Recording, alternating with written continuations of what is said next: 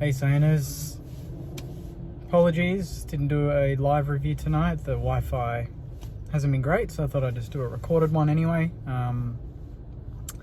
It's so frustrating.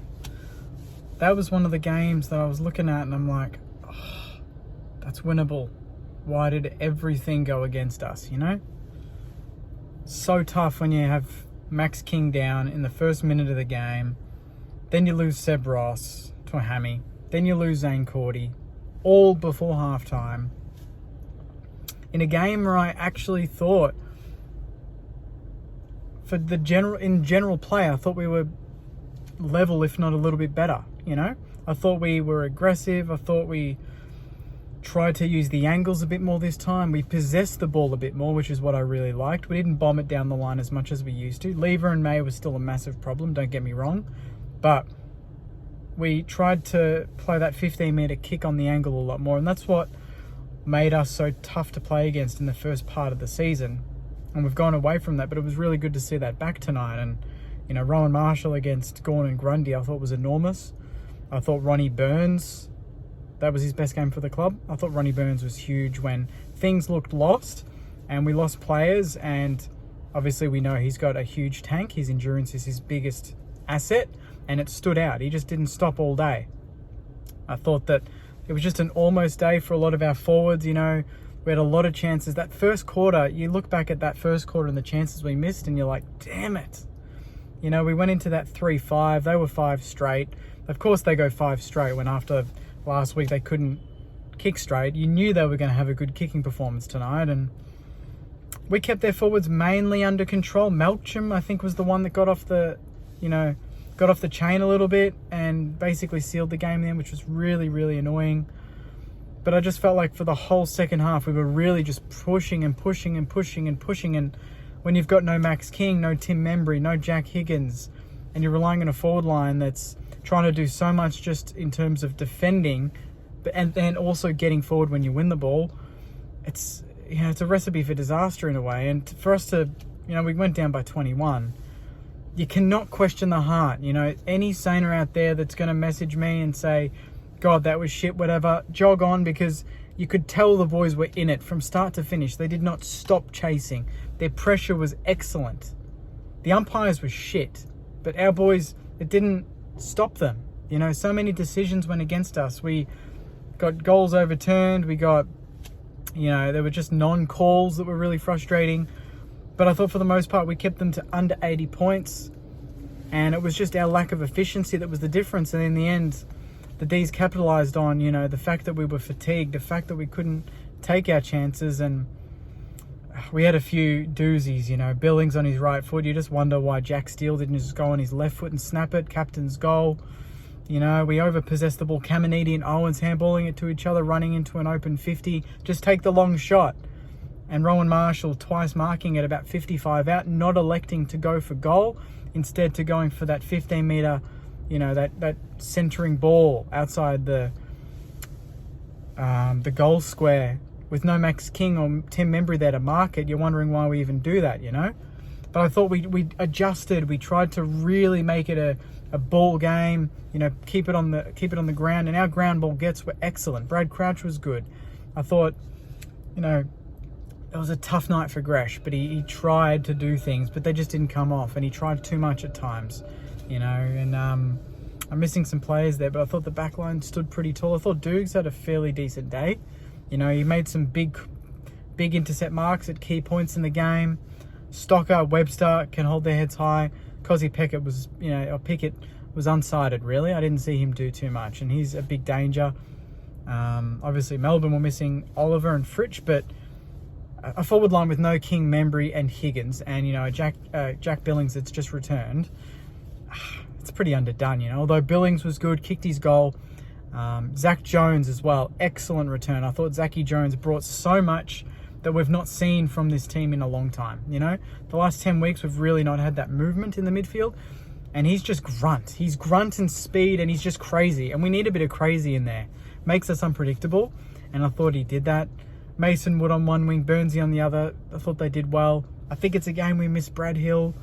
It's a game where I'm just like, oh my God, we could have won that. I don't think the D's played well. I think the D's just capitalised. I think they were just clean. They took their chances and that was it. But I think in general play, I thought we won a lot more one-on-ones. I thought we battled harder. And they just really just got us when, I think there was a few times where we'd peppered at the goal 4 or 5 times for a couple of points. They'd flick it up the other end, easy mark. Or not even an easy mark, but they'd mark it on a slight angle, snap the goal, and take their chance. And, that's a 2-goal turnaround, really, So that happened, I reckon, 3 or 4 occasions in the end. But if you take, last week's performance against the Eagles and this, tonight's team was 10 times better than last week's team that won, in my eyes. We played 4 quarters. We played with heart, with guts. We tried to drive the ball forward as much as we could. The scoreline doesn't show it. People will go and say, 58 points again for the Saints. Ooh, Ross Lyon, boring football. But we tried to do so much, and if we capitalise in that first quarter, kick a couple of those points, turn those into goals, we go into quarter time ahead, probably kicking 6 or 7 goals in that first quarter. We had that many chances early. We pinned it into our attacking 50 a lot more tonight. I thought our defensive pressure inside the 50 was really good, despite only really having Dan Butler there to do it. And I can't question anyone's endeavour, I can't. Last week, in the first half, you could. Tonight, I really, unless I need to really go and rewatch the game, correct me if I'm wrong, but you can't question how much we put into this game. You can't. One of those goals in the last quarter goes in and you get it. We got it down to 15 points, I think. It was always around that 8 to 15 point mark for basically the entire game. And we just couldn't quite break that barrier to get it within under a kick and to really build the momentum. But the fans were loud, mainly because the umpiring really pissed us all off. But we were loud, you can't question that. 30,000, not a bad crowd, but that's genuinely a game I look at and I go, that got away. That's just Max King. We lost Seb and Cordy, but even just having Max King in that forward line would have made May and Lever a bit more accountable. We would have had more of a target. I thought Sharman stood up when he needed to.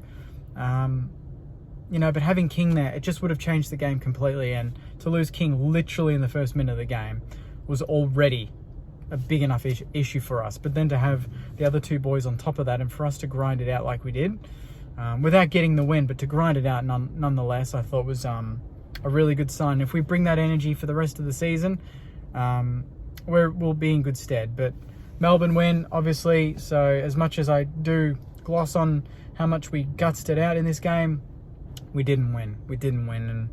And it's hard to review a game when we're basically undermanned for the entire game. You can't question much because the boys are trying to defend extra because we're rotations down, and then you're trying to change positions. Like I think Ross was trying to put, Gresh was in the middle, then not Billings, but then Sinks, and then Owens, and then, just Windy. Kept rotating as many as we could because you needed to rest players on half forward, on the wing.